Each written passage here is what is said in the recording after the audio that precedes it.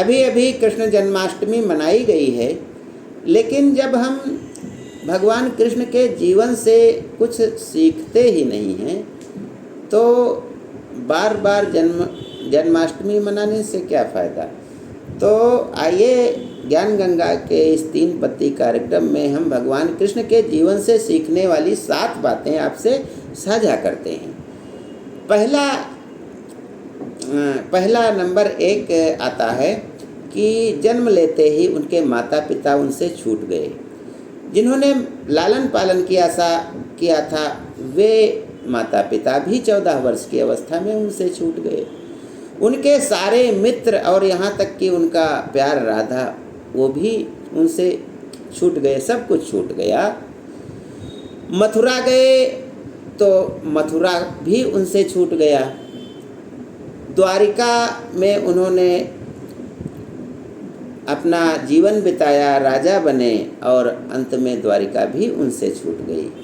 लेकिन वे जीवन भर मुस्कुराते रहे और इन संघर्षों पर विजय पाते रहे। भगवान श्री कृष्ण पर कितनी भी मुसीबतें आईं, उन्होंने कभी भी मुस्कुराना नहीं छोड़ा। तो इससे हमें सीख मिलती है कि हमें हंसते हंसते सब परेशानियों से निपटना चाहिए और उनसे दूर नहीं भागना चाहिए, क्योंकि हम जिससे दूर भागेंगे वह परेशानी हमारे पीछे पीछे आएगी। दूसरी बात है, भगवान कृष्ण की नियति युद्ध बन गई थी, यानी एक के बाद दूसरा, दूसरे के बाद तीसरा युद्ध उनके जीवन में आते रहे और वे एक साधारण मानव के भांति उस युद्ध में विजयी होते रहे और साधारण मानव की भांति ही सब कुछ करते रहे। कभी भी उन्होंने अपने भगवान होने के नाते कोई विशेष बल प्रयोग युद्धों में नहीं किया है। अगली बात जो तीसरी आती है कि जनता परेशान न हो, इसलिए उन्होंने अपने ऊपर एक आक्षेप भी लगा लिया, रणछोड़ का। वे मथुरा की जनता जब युद्ध होता था, जरासंध बार बार आता था, तो मथुरा की जनता इससे बहुत परेशान होती थी, मारकाट होता था, जिसके कारण उन्होंने अपने ऊपर एक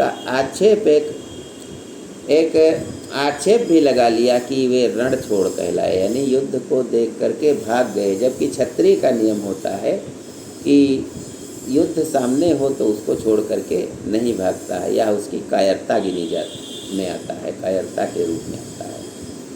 अगली बात है, सक्षम होने पर भी कर्म को सदैव प्रधानता दिया। वे चाहते तो जरासंध को भी मार सकते थे, लेकिन उन्होंने नहीं मारा, भीम के हाथों ही उसको मरवाया। हालांकि किया सब कुछ, लेकिन कर्म करते हुए किया, कर्म से कभी विमुख नहीं हुए। अगली बात है कि वर्तमान का उन्होंने सदैव आनंद लिया, चाहे वो जहाँ जहाँ भी गए। बाल्यावस्था में गायें चराए और राधा से प्यार किया, ग्वाल बालों के साथ रहे, मित्रता को चरम स्तर पे उन्होंने पहुंचाया। यानी जहाँ भी जिस जीवन में द्वारिकाधीश के रूप में आए तो वहाँ भी उन्होंने वर्तमान में जी, वर्तमान में अपने को ढाला और वर्तमान का पूरा आनंद लिया। ये नहीं कि भविष्य में जी रहे हैं या भूत में जी रहे हैं, वो वर्तमान में सदैव जिए।